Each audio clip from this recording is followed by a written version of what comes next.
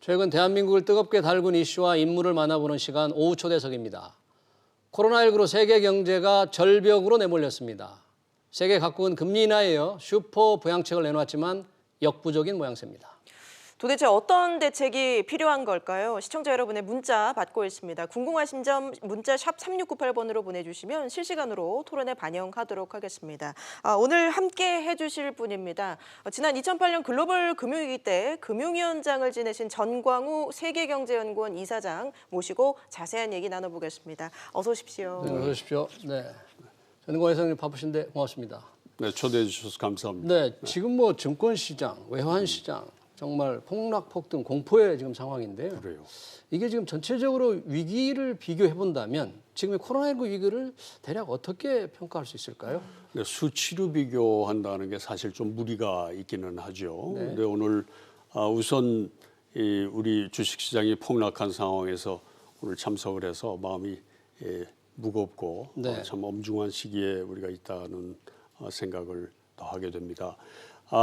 대체로 그 미국의 그 다우 30% 룰 뭐 이런 게 있어요. 그 얘기는 뭐냐 하면 30%를요? 30%. 네. 그걸 과거에 경제 위기 예. 시에 다우 지수가 어느 정도 빠졌다가 반등을 하게 됐나. 네. 근데 뭐 여러분 잘 아시는 것처럼 그런 과거의 통계가 그대로 적용된다는 건 아닌데 네. 예를 들어서 2008년도 그 글로벌 금융위기 때는 다우가 최대 37% 정도까지 빠졌다가 반등을 시작했다라든가 네. 그 이전에 여러 위기 상황에 이제 그런 수치를 보니까 대체로 30%가 넘으면 거의 바닥에 가까워지더라 뭐 그런 얘기가 있습니다. 네.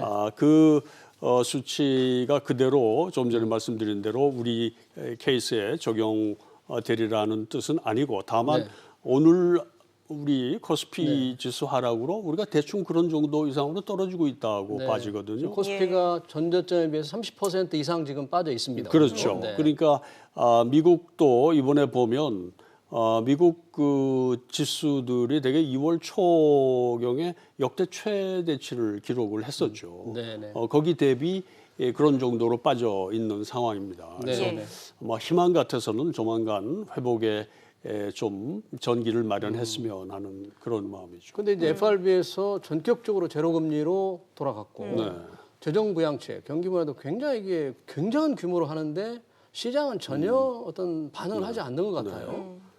그 부분은 저는 이렇게 생각합니다. 지금 현재 그 1% 포인트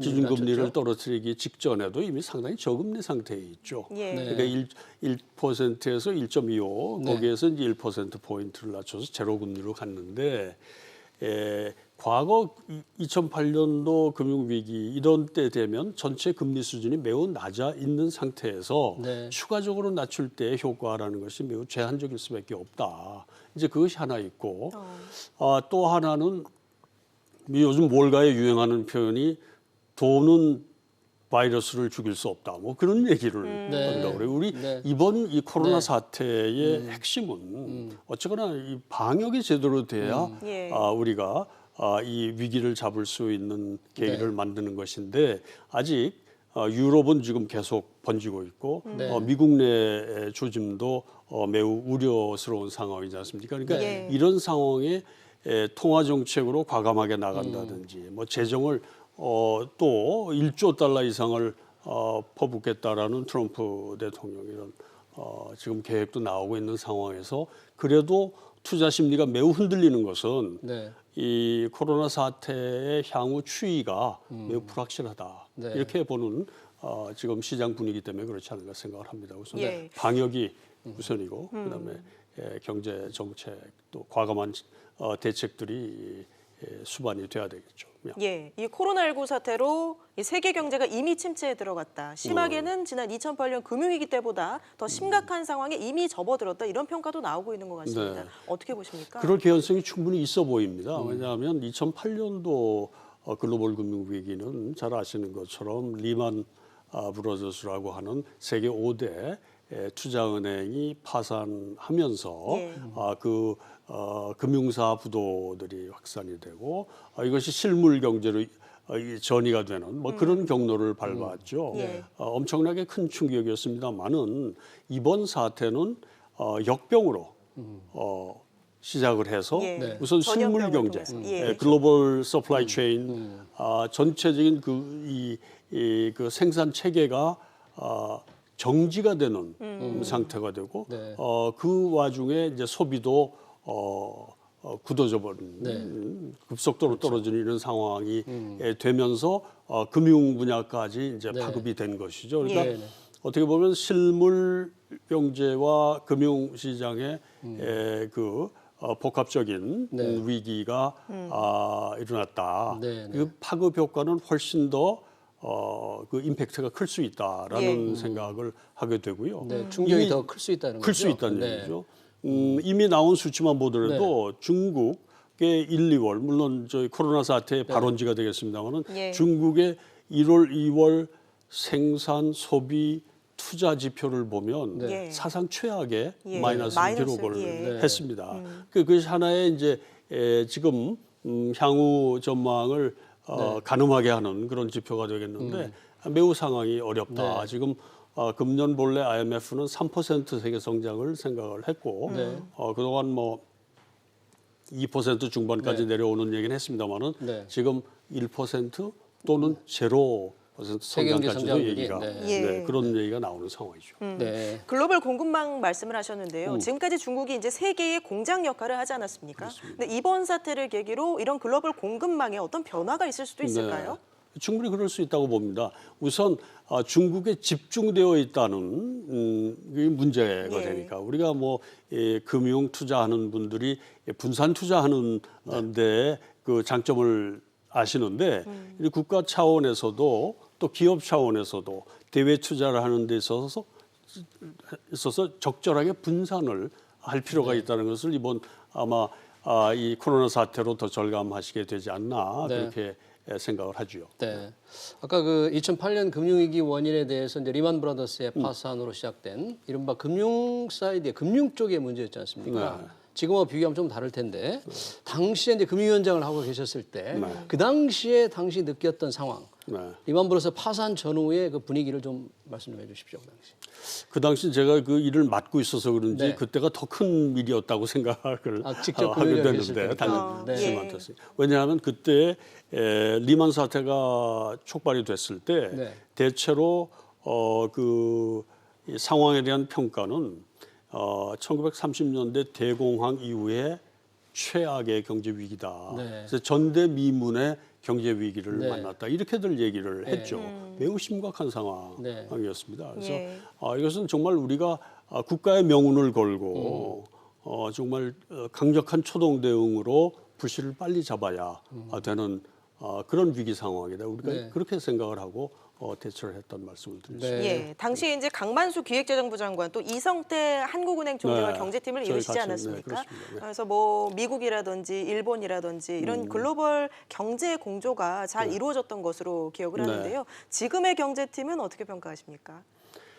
저는 글쎄요 지금 맡은 뭐 경제부총리 예. 또 우리 이제 금융위원장 또 청와대 팀 하는 저는 개인적으로 다 훌륭한 분들이라고 생각을 해요. 네. 나름대로 탁월한 능력이 있다고 생각을 하고 네. 저는 일부에서 그러나 경제 사령탑이 이게 좀 강한 리더십을 못 보인다. 그런 지적이 좀 많은 것 같아요. 운영을 잘 네. 못한다 이런 얘기가 있지만 네. 저는 이 그 경제팀의 리더십은 어디서 오냐면 예. 대통령이 얼만큼 힘을 실어주고 네. 우리 정부 내에서 또 정치권에서 네. 흔들지 말고 우리 경제팀들이 잘할 수 있도록 지원을 해주면 네. 힘을 실어줘야 힘을 쓸 수 있는 거 아닙니까? 네, 네. 이제 그렇게 안 된 상황이라고 보여지기 때문에 그렇죠. 저는 지금 뭐 누구 부총리다, 뭐 어느 개인 경제수석이다 이런 분들의 뭐 자질이나 뭐 예. 이런 말씀은 좀 그렇다. 좀 그 저희 본인들에게는 매우 좀 억울한 얘기가 될 수 있다고 생각합니다. 지금 보면 당시에 비해서 대통령께서 이 경제팀에 방금 말씀하신 권한을 부여하는 게 좀 약하다. 그러니까 이 국민들이 보기에 경제팀의 리더십이 없지 않느냐. 이런 지적이 나오는 것 그런 같아요. 느낌이 있는데요. 제가 네. 이현 정부에서 일을 네. 직접 안 해봐가지고 네. 정확한 비교는 좀 어렵습니다만 네. 제가 일할 그 당시 네. 특히 위기가 터진 이후에 예. 저는 대통령 우리 네. 최고 국정 운영자로부터 우리 경제팀이 굉장히 힘을 부여받고 일을 했다라는 생각을 합니다. 그래서 네. 초기 대응 이후에 비상경제 대책이라든지 다양한 방법으로 위기에 대응하는 과정에서 네. 대통령이 강력한 그 리더십을 발휘했고 더불어 그래서 경제팀들이 더 열심히 뛸 수 있는 환경이 됐었다. 뭐 그렇게 예, 말씀드릴 수 지금 화면에도 나가고 있습니다만 당시 이제 이명박 정부였죠. 예. 그때 이제 청와대 지하에 네. 지하 벙커에 워룸이라는 전시 작전 상황실 이런 게 꾸려졌다고 하는데 네. 거기서 좀 어떤 논의가 이루어졌는지도 좀 궁금하네요.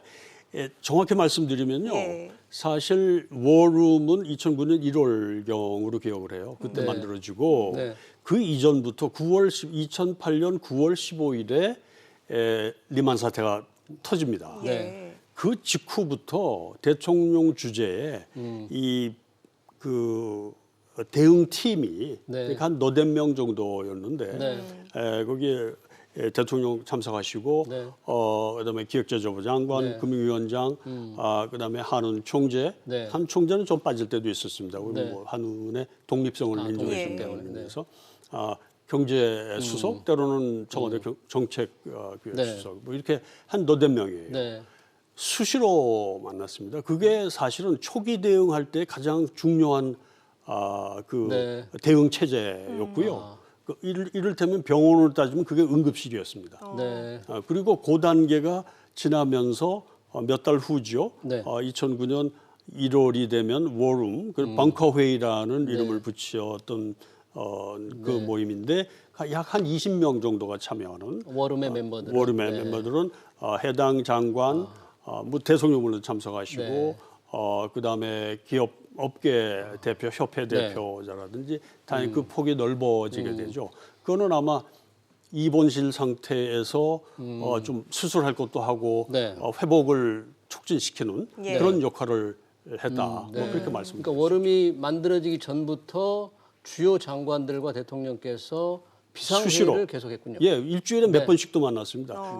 그때가 저는 가장 중요한 과감하고 선제적인 초기 대응을 했던 시기입니다. 그래서 9월부터 그렇게 해서 우리가 그 통화 수합도 10월이면 되고, 네. 그리고 이제 10월 말로 주식시장이 바닥을 치고 회복하기 시작을 하죠. 예. 그래서 2008년 10월 말로. 네, 10월 말로. 네. 그래서 OECD 통계를 보더라도 우리가 이미 12월에는 경기가 반등을 하기 시작합니다. 그래서 이제 OECD 국가 중에 가장 빠른 우리 조기 회복을 했다 하는 평가가 나오는 것도 그런 이유인데 그 시기가 가장 인텐시브하게 가장 집중적으로 우리가 초기 대응을 했던 시기고 그 다음에는 이제 확대된 그런 회의가 됩니다. 네. 지금 통화 수합을 이제 그다음 말씀하셨는데 이제 워룸이 생기기 전 2008년 10월에 벌써 통화 수합을 맺었다고 그랬죠. 그렇습니다. 미국과 그래서 300억 달러 규모였잖아요. 300달러. 예. 그리고 이제 통화 수합 해제가 된 이후에 지금 정말로 외환 시장의 달러 확보가 너무너무 중요한 상황인데 네. 지금 미국과 우리의 관계가 좀 소원하게 지금 보이기 때문에 이 달러 수합을 맺어야 하는데도 뭐가 이루어지지 않고 있다. 이런 아쉬움이 좀 큰 것 같아요. 얼마만큼 정부에서 현재 노력을 하고 있는지 그건 제가 잘 모르겠습니다. 네. 그런데 지금 당장 그 통화 수합이 실제 그 사용되지 않더라도 선제적으로 확보하는 것은 시장 안정을 위해서 도움이 된다고 생각을 해서 정부가 서두르는 게 좋겠다는 생각을 했고 또 이제 최근에 월스트리트저널 같은 데는 그렇게 하는 게 좋겠다는 또 그런 기사도 낸 적이 있죠. 그래서 우리가 이건 좀 우리가 적극적으로 대처하면 좋겠는데 아마 한미 관계가 전에만 못하다는 여러 평가가 나오고 있지만 그러나 우리가 다양한 채널을 통해서 그런 분위기를 조성해 나가는 것이 매우 중요하다 이렇게 생각을 합니다. 예. 또 가능하다면 일본과의 엔화 수합도 뭐 달러 다음으로는 중요한 또 그 기축 통화이기 때문에 예. 그런 노력을 해야 될 걸로 봅니다. 예, 경제 위기가 올 때마다 가장 큰 충격을 받는 곳이 이제 자영업자, 소상공인 이런 예, 쪽일 예, 텐데요. 지금 저희 시청자 문자를 받고 있는데 네네. 7495님이 소상공인들 죽기 직전이다. 예, 예. 구제해줄 정부는 거북이 걸음이다. 이런 지적을 해주고 계십니다. 실제로 지금 정부가 소상공인을 위한 지원을 여러 가지 하고는 있습니다만 체감이 잘 안 되고 있는 것 같고요. 네. 당장 이제 생계는 급하고요. 이 소상공인들 대책은 어떻게 해야 될까요? 기본적으로 가장 이제 위기 상황에서 가장 취약해진 또 피해를 본 그런 소상공인, 자영업자 또 취약계층에 대해서는 특단의 지원을 하는 것이 맞죠. 예. 네. 그래서 지금 뭐 오늘도 정부에서 발표된 것 보면 추가적인 네. 그 재정 자금을 확보해서 지원하겠다 이런 말씀을 이 나오는데 당연히 우리가 그렇게 해야 된다고 보고 그 지금 현재 있는 프로그램이 실행에 좀 차질이 있다, 예. 늦다 하는 것은 우리 그때 2008년도에는 금융위원회 중심으로 해서 대출 절차를 단축시키고 네. 소위 패스트 트랙 네. 우리가 빨리 빨리 이제 해라. 급행으로 나갈 수 있도록 네. 이런 그 프로그램도 도입을 해서 시행을 했는데 아마 그런 방향으로 하는 것이 맞다. 그렇게 됐을 때는 그 담당자들에게 또 책임을 과하게 묻지 않는 네. 그런 면책 조항도 동시에 해야 네. 그렇지 않으면 담당자들이 조심할 수밖에 없잖아요. 나중에 부실에 대한 부실대출의 책임. 책임을 네. 지게 되면 곤란하니까 네. 그런 것들이 수반이 돼야 네. 과감한 집행이 이루어질 수 있다 이렇게 네. 생각합니다. 지금 재정 면에서 금융 정책은 그렇게 금리를 내리고 또 한국은행이 나서기도 하지만 재정 면에서도 정부가 과감하게 나서야 되는데 뭐 추경 규모에 대한 논란 또는 요즘에는 지금 재난기본소득에 대한 논란도 있고 그래요. 혹시 위원장님께서 어떻게 예, 우선 통화 말씀을 하셨는데 통화 정책에 특히 금리를 내려서 네. 경기를 부양하는 정책은 지금 매우 효과가 제한적입니다. 예. 왜냐하면 돈 내릴 그 여지가 별로 없잖아요. 네. 효과가 아주 네. 클 수 없는 상황이고 오히려 네. 부작용을 키울 수 있다. 네. 가계 부채를 높이다든지 이런 네. 우려가 있기 때문에 만일 중앙은행이 또 추가적인 경기 부양 체계에 참 동참을 한다 하면은 네. 그 미국이든 일본이든 해외 외국 그 중앙은행들이 경기 부양에 좀 더 이 과단한 네. 아주 그 전통적인 방법이 아니라 예. 그 조금 일부에서 보면 과격하다고 그럴지 모르지만 예를 그런 방법으로 뭐 기업 회사채의 지원을 바로 하게 한다든지 회사채 같은 거를 직접 중앙은행들 사야 할 수 된다. 있도록 할 수 있도록. 할 수 있도록 그렇게 도와주고 아니면 금융위 중심으로 만드는 펀드에 중앙은행에 참여할 수 있게 한다든지 일본 같은 경우는 주식 시장이 저렇게 죽을 때는 네. ETF 그러니까 주가 지수 펀드에 중앙은행이 돈을 넣을 수 있도록 직접 돼서 넣을 수 있게. 집행을 예. 해왔죠. 네. 이런 것들은 사실 전통적인 방법은 아닌데 네. 상황에 따라서는 이런 것도 고려를 해야 된다. 뭐 그런 말씀을 드리고 네. 재정 부분은 그렇습니다. 우리가 재정이 필요한 곳은 꼭 써야 되고 네. 상황이 어려운 위기적 상황이 되면 바로 영향을 줄 수 있는 것이 재정 집행이기 때문에 네. 이거는 확대가 불가피하다. 네. 이런 생각을 하는데 적재적소에 잘 쓰이도록 하는 것이 핵심이다. 네. 왜냐하면 이미 우리가 금년 예산을 재정 적자로 짠 예산 네. 네. 아닙니까? 그리고 그 적자 국채 발행이 역대 최대 규모로 이렇게 된 그런 상황에서 또 추세적으로 우리가 재정 적자 그 GDP 대비 재정 적자가 계속 늘어나고 있는 상황이어서 네. 그 규모를 너무 무리하게 늘리는 데 대해서는 매우 신중하게 접근해야 된다. 네. 특히 기본 재난 기본소득. 재난기본소득. 재난기본소득. 그 표현에 좀 무리가 있다는 얘기는 있어요. 왜냐하면 긴급 지원하는 것이지 이것이 기본 소득의 개념하고는 좀 다르다 해서 그 이제 제목 네. 가지고 미국 같은 데도 소득이라는 말을 안 쓰고 긴급 지원 이렇게 긴급 나가는데 일시 지원. 예. 네. 그런데 포인트는 이거예요. 그냥 전 국민에게 준다든지 하는 접근은 매우 위험하다. 네. 왜냐하면 꼭 필요한 사람. 예. 미국도 트럼프 대통령이 지금 얘기하는 것도 네. 소득의 상한선을 정하고 네. 그 이내에 있는 사람 또 여러 가지 그 제한을 둔단 말이죠. 그러니까 네. 온 국민에게 이를테면 예를 들어서 100만 원씩 51조 쓰자 이런 식으로 얘기하는 것은 매우 신중한 얘기가 아니다. 네. 그렇기 때문에 우리가 적극적인 재정 운영을 하되 네. 매우 그 우선순위를 분명히 해서 적재적소에 쓰도록 그런 책임 있는 집행이 되어야 된다. 뭐 그리고 이제 금융이나 재정 면에서 이제 응급지원책도 필요한데 네. 사실 코로나로 사망하신 분들 보면 기저질환인 분들이 사망을 하거든요. 우리 경제에도 뭔가 기저질환이 있으면 안 되니까 체력을 좀 높여야 될 텐데 그런 면에서 동시에 필요한 거 우리 정부에 좀 주문해야 될 그런 사항 같은 건 네, 어떤 굉장히 좋은 지적을 네. 해주셨는데요.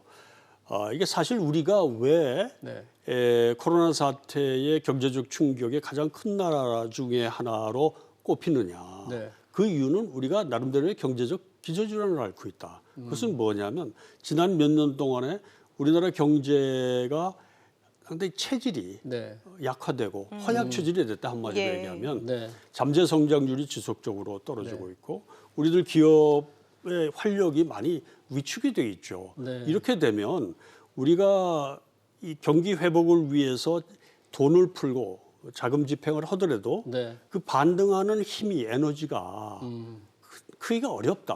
그러니까 네. 소위 복원력이 떨어지는 경제가 돼가지고는 네. 과거 우리가 경험했던 그런 V자형 경기 반등을 기대하기 어려우니까 차제에 이것은 어떻게 보면 장기전을 한다 생각을 하고 우리 경제의 체력을 보강하고 체질을 개선하는 그런 기회로 삼는 것이 매우 중요하다.